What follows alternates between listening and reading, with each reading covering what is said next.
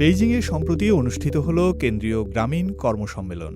সম্মেলনে কৃষি, গ্রামীণ অঞ্চল ও কৃষকদের বর্তমান পরিস্থিতি ও নানা ধরনের চ্যালেঞ্জ পর্যালোচনা করা হয়েছে। একই সঙ্গে 2026 সালে চীনের কৃষি উন্নয়নের প্রধান অগ্রাধিকার পাওয়া বিষয়গুলো নির্ধারণ করা হয়েছে এতে।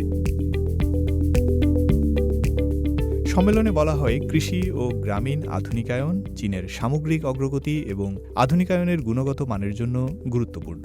শস্য ও তেলজাত ফসলের উৎপাদন স্থিতিশীল রাখার মাধ্যমে কৃষি সক্ষমতা জোরদারের পরিকল্পনাও নেওয়া হয় সম্মেলনে। পাশাপাশি গ্রামীণ জীবনমান উন্নয়ন, দারিদ্র্য বিমোচনে অর্জিত সাফল্য ধরে রাখা এবং গ্রামীণ এলাকায় সুশাসন ও শিষ্টাচার জোরদারের উপরও গুরুত্ব দেওয়া হয়। কৃষি ও গ্রামীণ আধুনিকায়ন এগিয়ে নিতে উৎপাদন সক্ষমতা বাড়ানো, পরিবেশ উন্নয়ন এবং উৎপাদনের পাশাপাশি কৃষকদের আয় বৃদ্ধিতে জোর দিতে হবে।